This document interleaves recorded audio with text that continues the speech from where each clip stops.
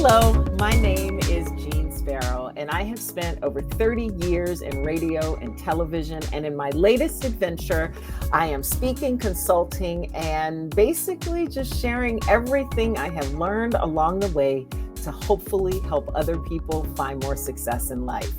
I believe that the biggest source of our biggest successes comes from the value that we bring to others when we're able to express our truest, most authentic selves. It's something I call fearless authenticity.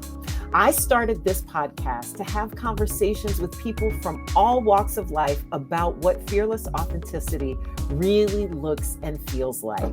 What happens when we find and follow our passions, and how those high expressions of who we are really serves others.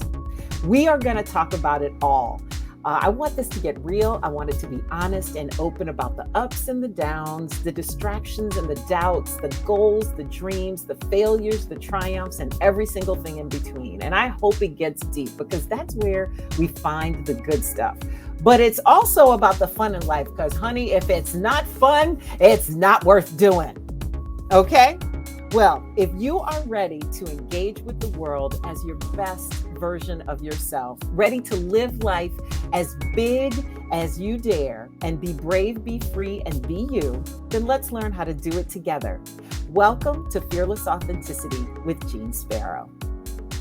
Today's guest is a dear friend and a shining example of fearless authenticity. She has been one of the brightest lights in Chicago's broadcast community on both radio and television. She is one of the few women in our town to be the primary host of a morning radio show, and has been nominated for the highest honor you can get as a radio personality, the Marconi, the prestigious Marconi.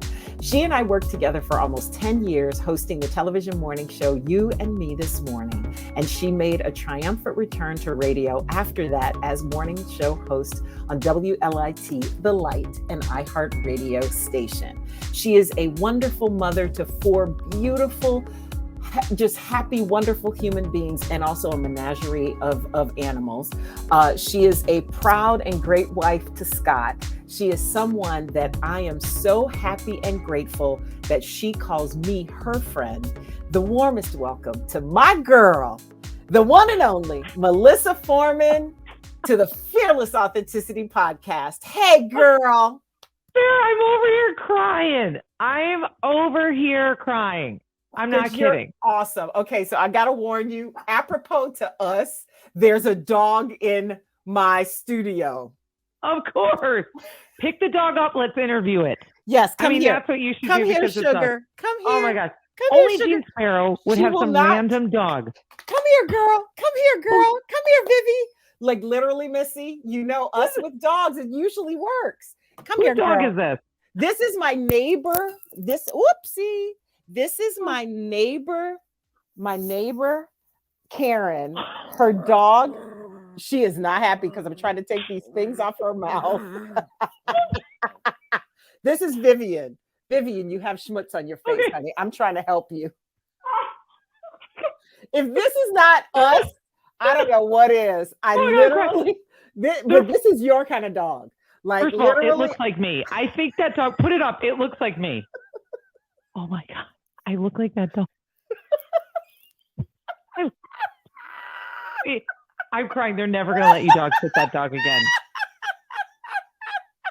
This was me and Jeanne working together. Why are you doing that to me? Why? Oh God, Missy.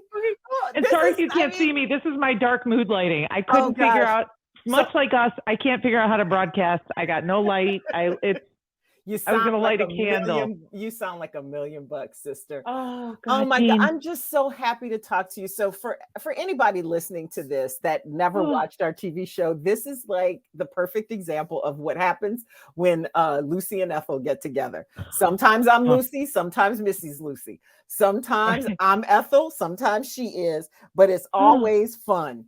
And that's a beautiful thing.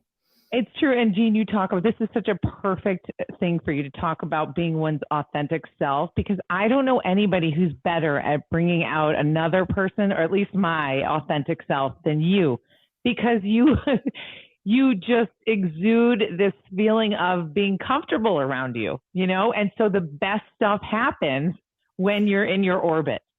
And I feel the same way about you. I feel like I grew so much as a result of our working together.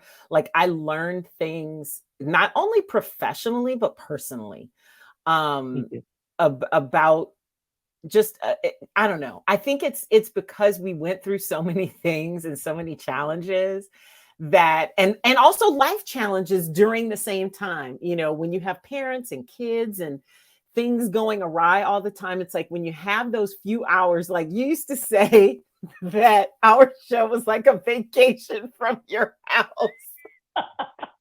Work. It was. I had 4 little kids at the time. Jeanne and I worked together the 9 or 10 years. And I used to come all happy with a lunch. Like it was heaven on earth just to be, when you have 4 kids running around, that's how it was.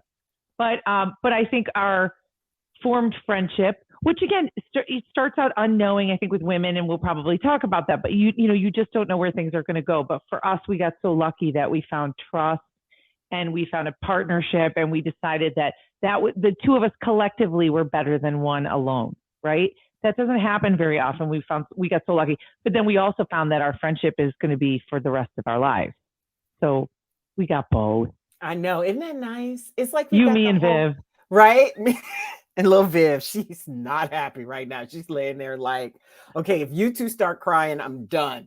Right. So let's start off by talking about what you're doing now, because you're back on the radio, as am I. We're our studios. Well, if we were in the same building, our studios would be around the corner from each other. But both of us have been working from home during COVID. How is it being back on the air? Like for me, it's weird. It's fun doing a show because it reminds me of how I started my career, because we both started in radio before we moved to TV. And radio is still my first love. Like I discovered that going back. Yeah. But I remember those first few days working without you. It was the weirdest thing. I know. It was so weird. I was like, who am I going to talk to? I'm looking around. I mean, I have producer Jim and everything, but you gave me comfort. I said, I've been stalking poor Jeanne because we both worked in radio. We were at the same company. Then you left to go do TV. Then I followed you there.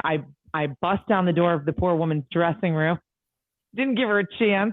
And then you went back to radio. And then I called you and I was petrified, even though it's something I have done my entire life. And like you, it's so deep in my soul. And I was so excited to be able to go back when my kids were older to have them experience like what it's like to have your mom on the radio.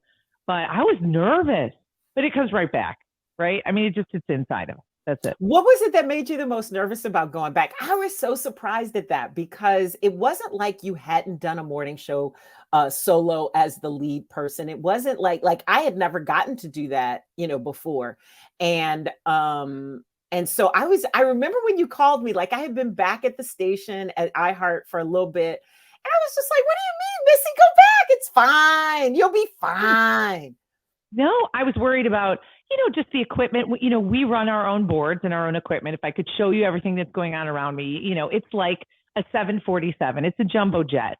And, when we did TV, we stepped back, we drank a few, someone else ran whatever. If things didn't work, well, that was just par for our course. This was like, oh gosh, I have to go back. How do I remember how to run the equipment? Do I remember how to do everything? So there was just a little bit of a learning curve, coming back again. But within a week, it was, I remember our boss was like, are you got that? Should we practice some more? I'm like, we don't need to practice. We're good. This is practice, honey. Just go. We'll practice when we get on the air. That's how we do it. So, I was a little hesitant, but what I missed is you and I have feedback with each other. We had feedback with our producers on the show and viewers, but it would be days later or after the show. And this is such an immediate feedback with listeners that it's that part. Don't you love that? They call that. You. Well, right? We used to say that too when we were in TV, is that what we missed was the immediacy of radio, because it's like the phones light up and it's right there. And the thing is when you're on TV, you really don't, there's no equivalent, even with social media, like you could check it during the breaks, but most of that stuff you don't want to see anyway. Right. And it's all about I like your orange shirt. Right. Why'd you wear that today? Or your feet look really nice. Remember that? Did you see that Joe Coy? I can't believe he's teamed up with Chelsea Handler. Now they're dating. Oh, and my what are we God. going to do?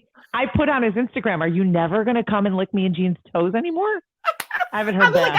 I need to see Chelsea's toes. That's all I have to say. Like, I know we got good feet. I don't know about Chelsea's. I really don't. Yes, ma'am. You're doing good. Vivi's doing very well. Just wanted to have an update on that.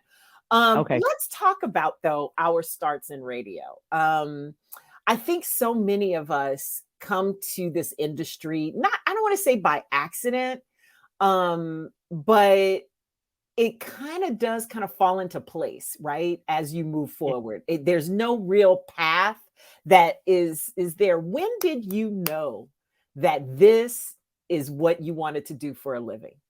Well, I tell the story all the time. I went downstate. I majored in broadcast journalism. I thought I would be some sort of reporter, but I knew that if something goofy, something funny happened, I'd be the first one under the desk laughing and I'd be fired. And this was before YouTube, So I listened to a morning show. I talk about fate because I have a daughter now trying to figure out where to go to college. And I say, had I not gone to University of Illinois, I never would have heard John and Maura. I used to wake up with them every day. Maura Miles, who lives in Chicagoland, was so funny. And she loved her job. And I loved what they were doing. And at 10 a.m., she said, goodbye. And I'm like, what's this job where you're done at 10 a.m.? I need this. So I wound up working as an intern and got my job there. And once you're in radio, you fall in love. And, I think that's why radio is still, audio is so what you're doing now, podcasting, they thought audio would die once television came. And now not only is it, stronger than ever, it's the mode of communicating, right? So once you learn to communicate on the radio and doing what we do, it's hard to go back, the other way. It's in your blood. I agree 1,000%. Were there ever any moments during your career where listen, sister, I've never seen your hair that long. I'm sorry. I know. I'm going to get a cut next week and it's all frizzy. Sorry, I didn't know I'd be on TV. You're gorgeous, sister. Well, here's the thing. Okay. Most of the people are going to hear this audio, but there is a video version that's going to live on the YouTubes and on my website. So they're going to see us together. Here's the thing, though. Every time I make a post about you, people are like, when are y'all going to do a TV show together? And I'm like, honey, I don't know. Maybe this we could do together. Because then it's like a show and it's ours and no man is going to tell us what women want to hear. Don't get me started there. Oh, and every week you could have a different dog. It'd be so fun. We'd be like, what's Jean's dog? And I could have a different child. Like just some random kid comes in and that's the one I'm raising that week. That's kind of your house anyway. So funny. But okay, where were we? Let's talk about challenges because, we've all had our ups and downs and you are one of the most relentlessly positive people I know. And I come from a line of optimistic people and even you out optimistic my family, which is saying a lot. But what have there ever been any moments where you were like, just threw up your hands and were like, I'm done with this or something doesn't feel right, or somebody's asking me for something that isn't true to who I am? Because, a lot of times that happens in our business where people have one opinion of what things are supposed to be. And we know in our hearts, like in here, like, that is not what Karen, our listener, wants to hear. That's not what Debbie, who's getting her 4 kids ready for work, wants to hear or see. What have been the biggest moments like that where you've been like, you know what, forget this, I'm out? Right. Well, yes, I am disgustingly optimistic. And I know that drives people crazy. Nope. I love it. I'm kidding. I love it. You know what? I think, even out of the bad things, even out of the moments, I mean, there's some truth into what my friend Jeanne-Sparrow is saying about, the struggle to know what's right in your heart where we did, and we watched the whole thing get steered into a direction and led by people we knew. And let's just be honest, that we knew it wasn't going to be a positive outcome.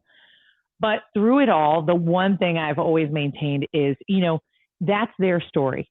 Let it be their story. You could try to change them. And we've talked about this a lot, right? You could go in, you could scream, you could try, not even scream, but you try to give them positive direction. You try to do your thing. But for whatever reason, it's leading you in another direction. And that's okay too. it's, you get to the point where it's frustrating enough, and then the tree branch breaks and you go your own direction, but everybody has their own path. And so when somebody makes the choice to fire you, to let you go, to go in a different direction, I tend to stop and go, well, they have their path or their mind or whatever it is they think, and they're having to follow it. I'm going to choose not to take this personal. Now, I know when it doesn't work that I'll be there thinking it didn't work, but I will have already moved on to something better, which is really what has proven to happen over and over again, right? It's a hard lesson to learn, something you need. It's a very difficult lesson. And when you're young, you don't see it. As you get older, you understand, okay, this isn't about me, and I'm going to choose not to take this personal, but that's how it is. And you let it lie. Yeah. Right. Also, I just want everybody to know that Melissa-Forman, even with all her positivity, is the conductor of the Karma Train. And whoop, whoop. Woo! The Karma Train will get you, people. The Karma Train. You better be a good person. You just have to be. You have to be. And listen, it doesn't mean you can't have deep, dark thoughts of whatever it is, murder. Kidding. Don't go that far. But whatever it is that's in your head, you do that, write it out on paper, and then move on, and then wish them the best and try not to take it personally. But the Karma Train will come to get you. It just always does. I said to Jeanne, there's two things in this world. Number one, the truth always comes out, no matter what. The truth will always come out. And how much are we seeing this on the daily now? The truth comes out. You can't hide anything. And number two, the good always win. The cream always rises. It's just the way it is. Sometimes it takes a very long time, but it happens. Yeah. So you got me through a lot of things with that, because it's true, and it does bear out, but it is hard to see when you are in it and when you're so invested in what it is you're doing, and that what you're talking about, and that you're right, and you just want to be like, oh God, I see the accident happening, like, please stop. And those moments, but here's the thing, you've had those moments, and the grace that you have shown, Missy, when by the way, I call Melissa Missy, so it's her nickname. It's okay. Sometimes I go, Missy, Missy. But this is not one of those times. Exactly. I call you Sparrow. Exactly. My Sparrow. But my little birdie. The thing that I find interesting is that you've had so many opportunities that you could have thrown stuff in people's face, and you've always been so gracious. Like, you've gotten fired a few times, all of us. And I guess sidebar, everybody should know, in our industry, people get fired left and right. Like, literally, you haven't really worked until you've been fired. And so, some of us get it out of the way earlier than others, but it happens to many of us. And in your situation, you've been fired and called back 3 times. I'm working, Scott reminds me, I'm like, oh my gosh, I forgot. Like, I'm working for this company 3 times. I've been hired by the same company 3 times. They fired me twice. I think it's a great book. But, I got some very good advice early on from somebody who said, go in, thank them. This isn't about you. This just, the first time I got fired, they were firing us for Whoopi Goldberg. And I thought to myself, I would probably hire Whoopi Goldberg too. So I tried not to take it personal. I went in, I was gracious. I listened to her very, very solid advice. And I have used that from that moment on because it worked, right? And so as easy as it is when somebody's making a change at your office, or they're going to do something, or they fire you and they let go, and you have this anger and you don't understand, it is this next level thing to learn to be calm over it and say thank you. I appreciate it. And I hope we'll stay in touch, and to move on with your grace, right? Just move on with your dignity and your grace, because it isn't always about you. Wow. Yeah. Right? And what other pieces of advice have you gotten that you've used? That sounds like one of the best. And I think I know who it came from. You know who it came from. Yeah, I know exactly. Right, because you brought me into that cult. I did. I made you, and it worked out.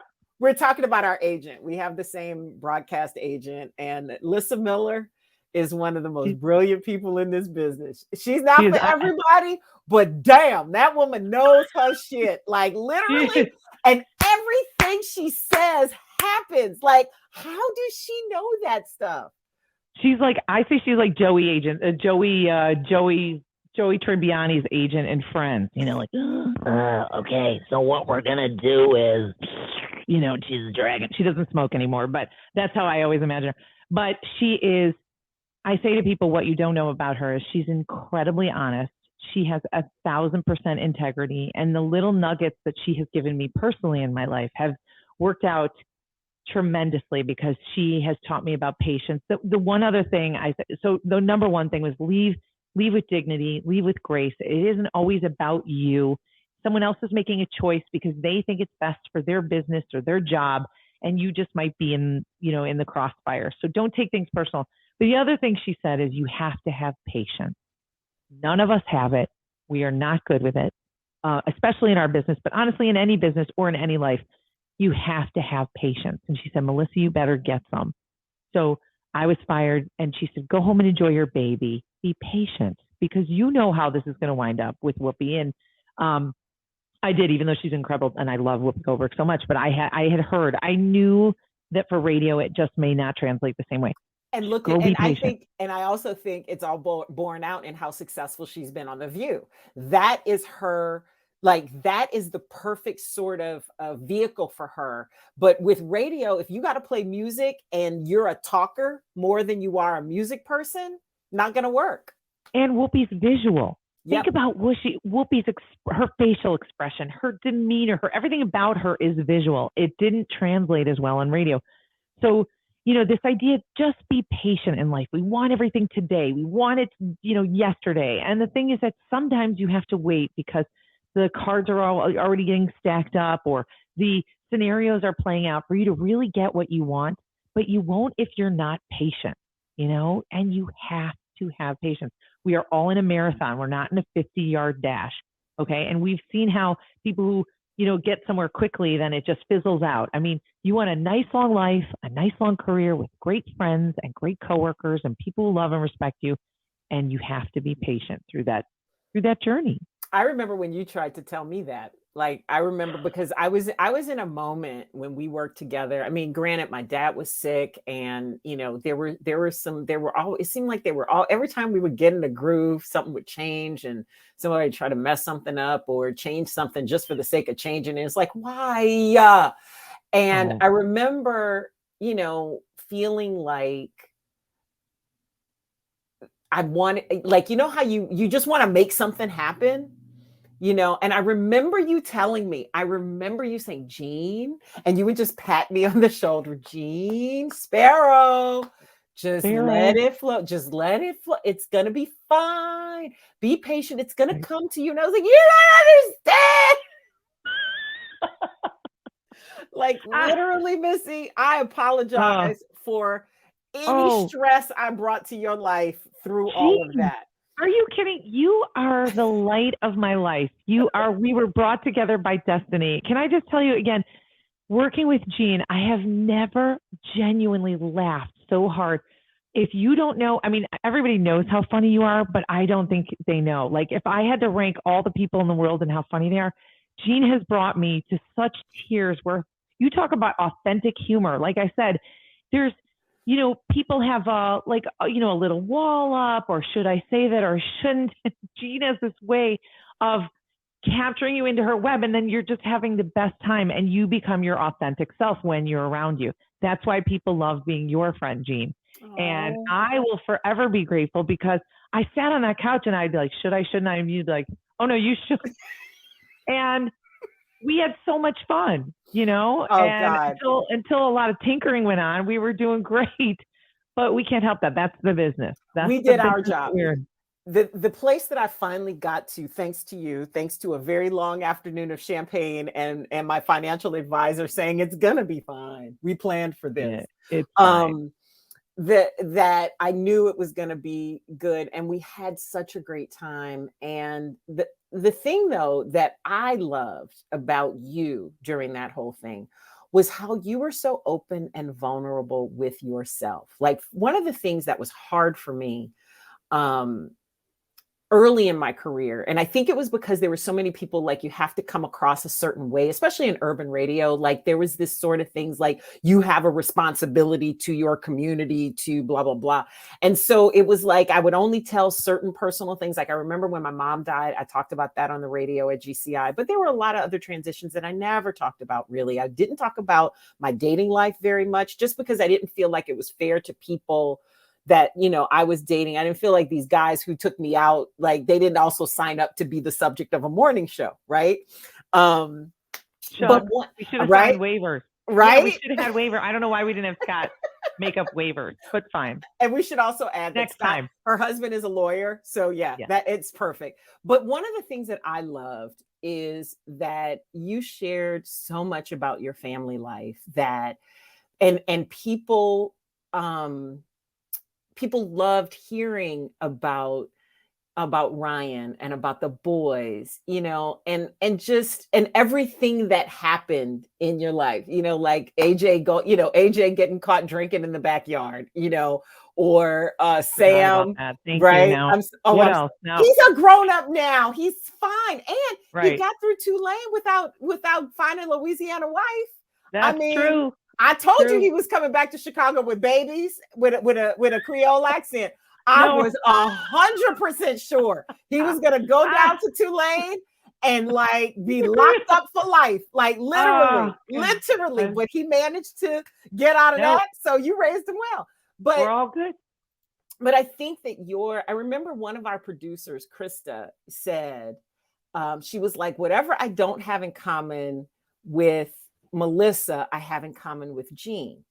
Right. And vice versa. You know, like, if there was something one of us said, she was like, there's something in common with both. But the thing that I learned from you was that our lives, like, I always knew life was show prep, but sharing our lives in real time, not in retrospect, not as a reaction to somebody else's story, which is generally how I was doing it at that point in my life, but that on a day-to-day basis, you came in and you were like, okay, here's what happened with AJ, or here's what happened with Sam. Here's what, you know, or this happened, or there was a story like, I lived that because this time. What was it about you that made you think, or made you know, that sharing those things about your family, and taking that risk at a time when social media was on the uprise, and a lot of people were like, I'm not going to talk about my kids on air because of that, you know, for good reason. What made you feel vulnerable, safe enough to be that vulnerable? That's a good question. I mean, I think about my cell phone. I think, you know, every listener in Chicagoland has my cell phone and knows my address at home. And I think it goes back to the idea, number one, you know, I'm born and raised here, so I feel very comfortable that these are people that I grew up with. But I also feel like it goes back to that idea that the truth always comes out. And you know, if you don't have anything to hide, like, I don't really have anything to hide with you. I'll tell you the good, the bad, the ugly, whatever. You know, my life isn't perfect. I am an optimist. That is true. But I felt like if you just share, do you hear a weird echo? Okay, all of a sudden I hear a weird echo. What's that? I don't know. Aliens landing on my roof. That's because that would happen with you. I know. It's like, what is that? Okay, but I think I just realized early on that, you know, why hide from it? Just share who you are and open it up and celebrate the good and the bad, and that's what's relatable. You know, I mean, that's really why we're here and why we do it. And I think, you know, I just interviewed somebody. Okay, he had the biggest news ever, and he's like a singer guy who was on a big show, and then he announced on Instagram he was having a baby. Okay, it's his first baby, and they made it. And then I wanted to know about the baby. He's like, you know, we're not going to talk about the baby. And I immediately went like, we're not going to talk about, like, the greatest thing that's just about to happen to you. Like, I'm a woman, you're about to have a baby. I have so much to tell you. And the minute he did that, it was like, okay, what am I going to ask you about? Great. Tell me about your new song. Tell me about, you know, so I think that's where it came from. Just the idea that that's what we do. That's what we're doing here. We're sharing our lives so that you wake up and realize if your day is awful, or you have a million things going on with 4 kids or 2 or 1, or a husband that's, you know, can't put in a light bulb. You leave Scott alone. I'm sure he could. scooter could do Jeanne, it. Do you have a guy who could help change the code thing on your garage? Well, you don't have it. The code, you put the it's been out and I can't get in the house. I'm locked out every other day. And I'm sort of Scott, like, I need a guy. And then Ryan looked at me and said, Mom, why didn't you just do it yourself? And I was like, right. You're right. I am doing it. I just don't have time right now, but I'm going to do it. And I'm going to make him feel, okay. That's the child you raised. That is a Ryan moment. Wow. I don't know. How did Briar feel about that one? Briar was in the other room. So she was like, I don't care. She just, yeah. So, yeah, I think that's it. But, it's a good, you talk about so, our friendship too is so authentic. Like, it is true what Krista said. Like, if you meet somebody that you feel like, oh my gosh, like, this is bizarre, how much we have in common. And yet the things that we don't have in common, just bring us together. Yeah. I mean, they call that lightning in a bottle, and you can't manufacture that. I see it being attempted out there, and I'm like, you can't manufacture things. We just got lucky. We did get lucky. We did. And Neil Saban, he sensed it and felt it, and he was right.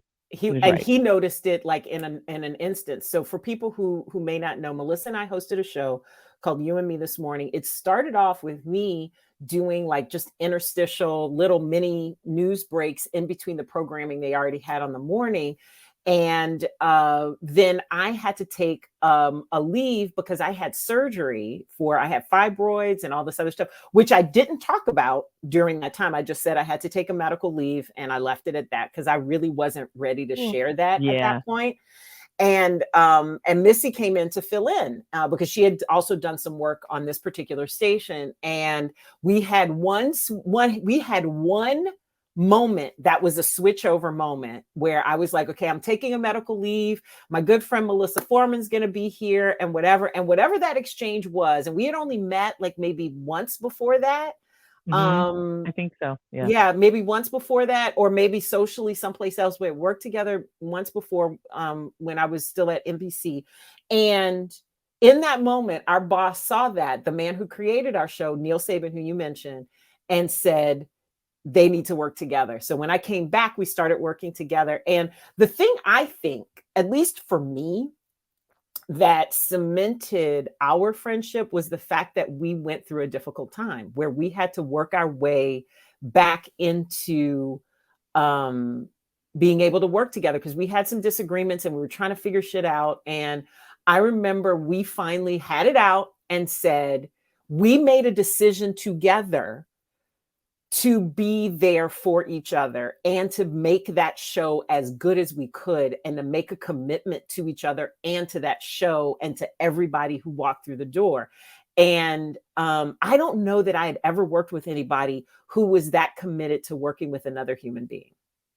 Well, Jeanne, let's give you credit. I walked in, poor Jeanne is having surgery. And the next thing you know, this woman's like in her dressing room. Then she comes back and I'm literally moving my little things.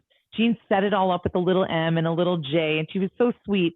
But, in this business, Katie Couric was just talking about how threatening it can be when there's somebody technically waiting in the wings kind of thing. So I didn't blame you. I was like, oh, poor Sparrow, right? Like, I just moved in. Then even though we loved each other, we went out to breakfast. And we're like, this could be great. There's still that feeling of like, what does she do? How am I secure? What are they going to do? And I learned from you. I was like, I will never forget the way you welcomed me. I loved you. I remember opening the door that day and seeing like that you had done that in the dressing room. And I'm like, she is next level special because this is but that's who you are too, and welcoming. But we had to come to a trust thing. And I don't know if deep down, I think you wanted to like me but you were still not sure. And I wanted to know, does she trust me? Does she know? And so there was a day where we had it in the dressing room and the vulnerability went down and I was like, oh my God, now I love her even more. Okay. My brother hi. He just rode by on an electric bike and waved at me through the window. Hey, Spencer. And now he's gone. And he has a pool noodle that hangs off the back of his electric bike so that cars won't hit him. I mean, I wish you could see it. I couldn't turn the whole computer to, but anyway, so I think that day, Jeanne, I remember like, yep. I mean, we just kind of had it. I was like, oh my God, she is soft. She is vulnerable. She is like, I love her even more. And I said the same thing. And I remember thinking how generous and wonderful you were, and how unflappable you were, because you were like, yeah, this is normal. Here we are. And what are we going to do? What do we choose now? And, and that's one of the biggest things that I've learned, like during COVID, is we choose how we feel. We choose how we react to things. We may not like it, but we can make a different choice, and that was kind of the beginning of that lesson, because I saw it in you, and I don't know that I'd ever seen it in anybody my own age at that point. And I think that it's that resiliency of relationship, right? Because I think so many people throw away relationships, friendships, work situations, because something got difficult, instead of being completely honest and saying, you know what? This is not working for me this way, but how can we make it work? You have to see another person's point of view. Aside from patience, you need to have empathy. You need to be empathetic. And when someone is treating you a certain way, you have to stop and say, what's going on in their world that I don't know about? And if you could find a way for them to trust you or to open up to you, you have a whole new friendship or relationship, whether that's with your boss or whoever. What's going on in their world? And when you put that out there, and again, you don't make everything about you. They made me feel bad. I feel bad around them. And it's a really hard thing to practice. But when you get it, it's like the whole world just opens up for you, right? And then I told you my other favorite thing is I always tell my kids, Ryan, when she was little, she was a little bit more, had more anxiety than my other three kids who just, I don't know, a train could be rolling through the house. But Ryan was a little bit more heightened anxiety. And I used to tell her, Ryan, I want you to imagine that big giant hurricane. Jean, I talk about this, a big hurricane on the map, right? And in the center is that little tiny circle where everything stays calm, right? I want you to live your life in the eye of the storm. So when things are swirling around you and things are getting tough, just calm and move with the storm, and it will pass. And when you get that as well, you're like so proud of yourself when the storm passes. You're like, oh, okay. Right. I wrote it out. I remember those moments, because I remember when Ryan used to text you in the morning when she got up for school and you weren't there, and the stress that caused her and the stress that it caused you. But I remember sitting there listening to you talk to your baby girl, your older girl, and trying to convince her to go to school sometimes, and just listening to you parent her. I was like, wow, like it blew me away, Missy. It really did. Like my heart broke for her and for you in that moment, because after you would get off the phone, like you'd have this whole thing, and you'd have to like get, and because sometimes it would be during a commercial break, it would be 2 minutes, and I'm like, okay, go, or okay, I can handle this intro. I can toss to this package and whatever, take a couple extra minutes with your baby. But I remember you, like you still stayed centered, and you still and it was consistent. And like kids need that so much. And we also need it for ourselves. Thankfully, I had someone to have so much fun with. So it was like a great distraction. But yeah, Ryan had this really bizarre thing in 6th grade. It was called school refusal. And it has nothing to do with how well they're doing, because she's a straight A, awesome student. It's this bizarre fear that comes out of nowhere. It could be like you're afraid of grapes or whatever, but it was like walking through the school door for a good 1.5 years was really, really petrifying. And so, yeah, that was like, and I had to realize, okay, this is going to pass. This isn't forever. She's not going to go to school forever. They say that this, that they move on from this, but any problem in your life it's going to pass. And it's like you said at the beginning of this, how do you react to it? How do you react to COVID? How do you react? I was like, woo, my kids are home. I'm going to, I'm going to keep everyone healthy. We're going to enjoy this time together. I mean, how do you see it? You see it as a way to learn something new. You don't want to get me started in that, because I felt like a lot of people went down a dark hole and, demanded that everything open and demanded. And, and the thing is that, you may have missed an opportunity where instead of demanding, you were reconnecting. And you were revisioning, or you were pivoting, but.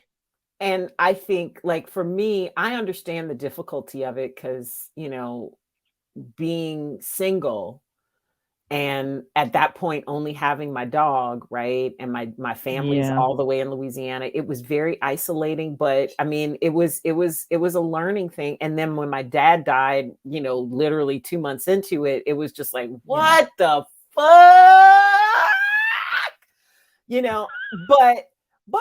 But now that everybody's kind of re-entering, like, I engage very differently. Like, I think about everything very differently. And I think a lot of the stuff that I went through, that we went through, some of the stuff we went through together, and then the things that I went through leading up to COVID, like I had a cancer scare and a hysterectomy. I had, all these different things, and different things were unfolding. All of that stuff came together during COVID for me. So the question I have for you is, what do you think is the biggest lesson you learned from that time? Like, because I think a lot of us are just now starting to realize what we just learned from these last 2 years, and God only knows how much longer. I know. Well, I think patience, again, going back to the patience, and, during the time when COVID first hit, there's an older gentleman, my neighbor, who I'm still so close with. He just turned 90. His name's Mitchell. I brought him a cake once. He's like my other best friend aside from Jeanne. I love him so much, and I still visit him, and, I see him all the time. And when you ask a 90-year-old, what do you think about this? And then their reaction is, I realize, like, when you're younger and you go through something like this that none of us have ever been through, but they've been through war, and they've been through poverty, and they've been through depression, and they've been through, and for them, it's just another day. And I think while it is next level and unique for all of us to have gone through this, I think we're going to look back at it and realize, and the first thing I did is I sat my kids down, because I'm the optimist, and I said, here's what we're going to do. We're going to wait this out, because one day, there are scientists right now, and their whole life purpose is to figure this out. And they're in little coats, and I want you to imagine them, and they don't care about politics. All they care about is figuring this out, because this is what their life has been about, and this is their meaning and their fate. And they're going to come up with something, a vaccine or a pill or something that we take, and we have to wait it out and be patient. And we are not patient as human beings, which is why you saw all the strife and open now and do the, and everybody has a different patience level. And because, like you said, some people have a business that's at stake, and I understand that, and everybody's in a completely different place. But I think I learned that, again, patience, that it's the truth. You have to have it. It's a core, right? Definitely a core thing. What would you say is your proudest achievement? Who's calling you on the house phone? I don't know what that is. I don't even know what that is. What is that? Somebody's breaking in, Missy. Somebody's breaking in. What are we going to do? What are we going to do? That? No. I don't even know there was a phone in here. I don't even know what that is. It belongs to somebody in your house. Can I answer the kid's phone? Is it, remember when you have the kid's phone and the parents' phone? I have like a big long cord. Hello. Okay, let's stop. Okay. What is your proudest achievement, professional or personal, and what do you still dream of accomplishing? Oh gosh, that's great. Well, I think at this age you take your dreams day by day. I think it's about longevity. I'd love to work with you again. I think working with having fun and doing what we do until the very end is just the greatest thing. That's a goal for mine, or for me, to be able to just do that right until the end. And, if you make a living at it, that's great. I love to do that. What was the other question? What I haven't done, or and what I fear? What is your proudest achievement right now? Vivi is tearing something up though. Vivian, pick her up. Come here. Let it go. Come here, girl. This child. What is it with these dogs? Remember we took a road trip with Barry? Oh, she my brought God. her dog Barry. Come here. We went to go see the eclipse in Southern Illinois. It was supposed to be a one-day road. It was kind of like Gilligan's Island. It was a 3-hour tour. It was a 3-hour tour. 48 hours with her dog. And we had to sneak him in.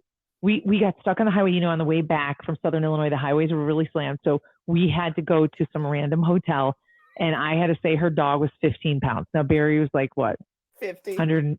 He was 50. He was 120. I think he was like, he's big. And we had to sneak him in with his leash. And I'm like, come on, Barry, in the middle of the night. And then that dog got up and slept with me and up here. Completely ignored the fact that he had a whole mama in the next bed. No, he went to me. Melissa-Forman like it wasn't anything. That Barry. But he was good. That boy. Remember how we cried?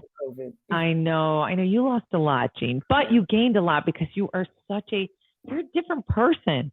I mean, you're always so funny, but you're the light and airy version of Jeanne. You are, I told you this, right? It's like, I've let go of a lot of shit. You're a testament. When people talk about wanting to better themselves, I can't think of anybody that you would learn more from than Jeanne-Sparrow, because she's truly done it. And whatever advice you're given, I'll take it. And whatever pills you have or sister, it's literally just letting stuff go. Like I know, but it's so great. And it's so hard, I think, to move lightly through this world. And that's something you used to tell me as well. But it's hard to do that because we collect things. And we think that holding on to things is going to make stuff better. And it just doesn't. It just doesn't. And when you lose things, you realize, oh, they were never mine to begin with. That's kind of, and like I said, there are so many things like we text each other and talked during, girl, this dog, we talked during COVID and stuff, right? We talked during COVID and everything about this stuff, but a lot of the stuff that you told me when we were working together, like all of that kind of coalesced during COVID, and I understood fully what you meant. Like I got what you meant, but I wasn't able to do it and understand it like in my heart until later. What do you know you are absolutely right about? Oh, that is such a good question. Nobody's ever asked that question. What do you know what you are absolutely right about? Well, could you ever really know if you're right about? I don't know. Oh my gosh, Sparrow, I've never been stumped by a question before. I'm shocked at this because I feel like you are right about so many things. Well, I mean, I know about the stuff that I already told you. I know I'm right about patience. I know I'm right about being a good person and it coming back to you. I know, I 100% know I'm right about fate. I know without a doubt that wherever you are and whatever is happening to you in your life is what is supposed to be happening to you. 100%. I will go to the very end. I mean, anything that happens, I realize that is setting you up for whatever it is the next thing. And you could fight it and you could hold on to it. You could be angry about it. But then you're going to miss whatever it is that is supposed to happen because that is happening. And when you live your life that way too, happiest life ever, right? Because if you think even the bad things that happen to you have a reason, then it takes all the stress off, right? You lose somebody passes or something happens. I know it's an awful thing, but maybe you go to the funeral and you meet whoever it is that steps into your life that brings you to the next phase. And if you look at it that way, what a beautiful life, right? I know I'm right about that. I know it. Yep, I would agree. I think you've been quite emphatic about that. What is this child eating? Oh my Lord. Jeanne, they're never gonna let me see. Apart something on the floor. I don't even know what it is. One moment. We're gonna see. What is it? Oh my God. Oh my God. Hold on. Stand her camera down. Little girl, get that thing out of your mouth. Missy, it is. Show me. Wait, hold on. What does she have? Don't tell me it's a pair of underwear. Is it a pair of underwear? Doll that a friend of mine brought me back from the Bahamas. She ate a doll? Look, she is there eating this little thing and she's just spitting it out. She's not chewing it. She's fucking destroying you are so not going to be a dog sitter anymore. They're not calling you. Just hang it up. I don't know what you're getting paid. You need to find another. I'm just doing this for a friend. Little girl, you better not shoot. Wait, hold on. Listen, little thing. Come here. This room is not that big. Oh my I God. will get Should I you. play some music? A musical interlude? That- Hold on. I have a musical interlude. Damn it. God damn it, Missy. Where are Please you? wait while Jeanne-Sparrow gets her dog under control. Drop it. Drop This it. will be live on YouTube. I think we're seeing tush too. I think we see Jean's tush. Drop I think it. she's bending over. Drop it. She doesn't realize we see her tush. Who took us off the air? They were crazy. I don't know what entertainment is. 'Cause this is, yeah. All right. Okay, Wow. I got it. I got it. Jean, you might get some calls for some not dates. having it. I've never in my whole life. Wait, let me show you what this Okay. thing looks like. Oh, you can't even hear us. Oh, You can't even hear us. We're having a whole talk. Oh. Don't worry. We had a musical interlude. It was all fine. Missy, look. What? I'm dying. What is that? It used to be a little doll. This was a hand. Oh, God. This was a little skirt. This is a little dress. Oh, no. Missy. Oh, I hope that thing wasn't good luck. You're in trouble. It's fine. Oh, my God, Jean. I'm There's- crying. Here's one of its legs. This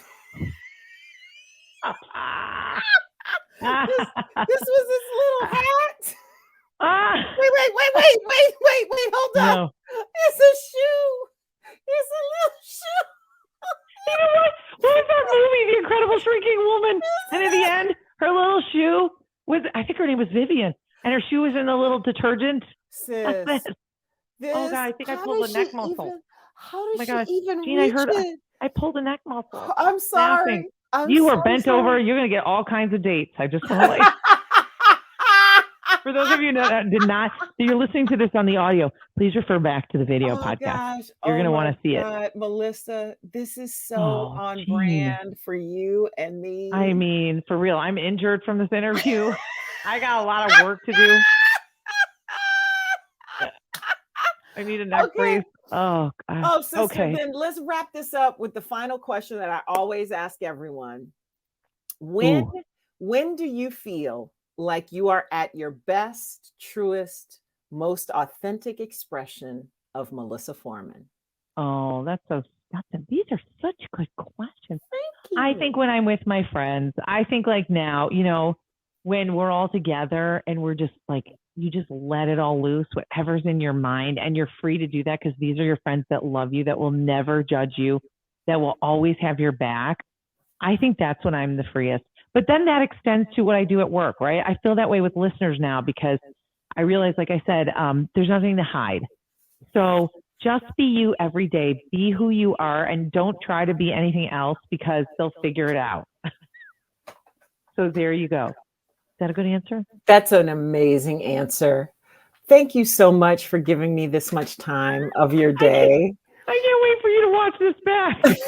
Girl. You're not editing any of this out, right? I hope not. We'll see. We might have to, but this is right on brand for us. Like I may as well just let it be. I mean, I call the podcast Fearless Authenticity. I guess all of it has to be it. You are fearless, Jean. That's what we love about you. You are fearless. You're fearless and you're awesome and beautiful and authentic. And I love that you're my friend. Come over and have some wine. I cannot wait to see you in person and give you a great big hug and everything. Thank you. Thank you for being my friend.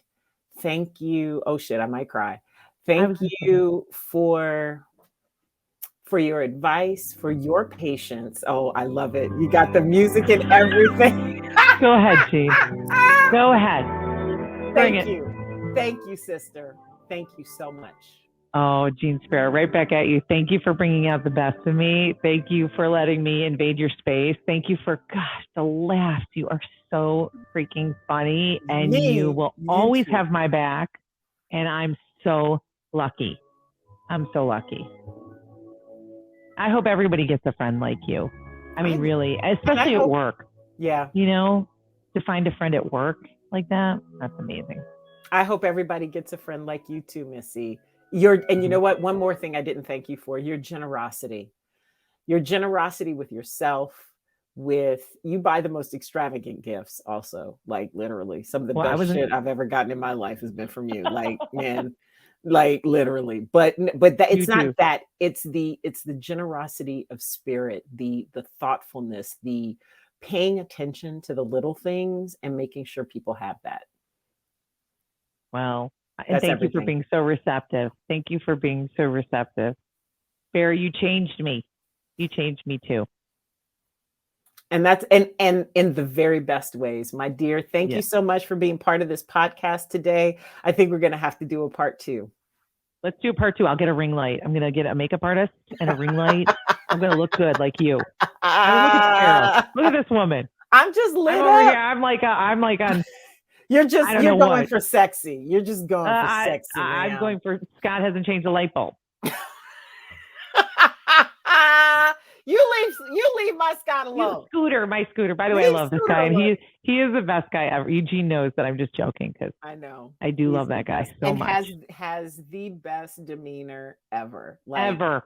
Literally, if you ever slip on your part, he's got your back, and that's a beautiful thing too, Mama. He's unflappable. That's for sure.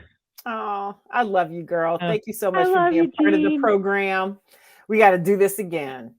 We will. Thank you for having me, and I wish you the best of luck. I can't wait to see all of your interviews. Oh, Missy, my friend, Melissa-Forman. I love talking to my friend, and having an excuse to do it for work again is just the best thing in the world. So here are some of the things that stood out for me from what Melissa said today. And I love how she said, because some of these things we've talked about like in conversations, and when she's given me advice or when she's just listened to me, she shared these things, but hearing where it comes from, I think made it all the more meaningful. One of the biggest is letting other people have their story and their path, whether it's, getting fired or let go from a job, whether it's ending a relationship or a friendship, drifting apart. That's their story, and you have to let it be their story. You could try to change them or it, but for whatever reason, you're both being led in different directions and away from each other, and there's nothing wrong with that. One of my favorite things that she always talks about is the karma train. Whoop, whoop, that the karma train will be coming back around. So you don't have to worry about any of it. You don't have to worry about getting back at anybody. You don't have to worry about making things right, because the truth always comes out and good always wins. It always works itself out. You just have to have patience. And that's the other piece, right? That it is so hard to have patience. And that's something she and I share. So she and I have worked through that one together. And I think one of my most favorite things that she said is that she talked about how disgustingly optimistic she is and how she knows it drives people crazy, but she doesn't really have a choice because that's who she is. That is the essence of fearless authenticity. Don't try to be anyone else because they'll figure it out. She said that, and it's so true. Like, even if you know that there are pieces of you that everybody isn't going to love, that's okay, because somebody will. And that's the whole piece of it. You'll find your tribe and they will find you, but you will be found out if you're not being who you are. And think about how many people we've seen that happen to in public life, right? It's hard not to try to please people, but it's always worth it. Thank you, Melissa-Forman, my Missy, my friend. Thank you for sharing, for being our guest today, and for sharing our friendship with my listeners. Thank you also to my Fearless Authenticity production team, as always, for making this pod happen. Thanks to you, our listeners, for your support. Without you, we couldn't do it. I wouldn't even try. Please follow me on social at JM-Sparrow if you like what you hear. Also, let us know, rate, review, and follow us on the iHeart app, Apple, or wherever you get your podcasts. Also, share with your community and send us your thoughts, your ideas, your questions. If there is somebody you want to hear from when it comes to their fearless authenticity story, send it. I want to talk to them. I want to learn. I want to know people that I would have never thought about talking to before. I also want to know about you. Tell me how you are being your best, truest, most authentic self. I want to shout you out, shout out your progress and where you're going with your success. I want you to be part of this family. This has been Fearless Authenticity with Jeanne-Sparrow. Thank you so much, and we'll see you again soon.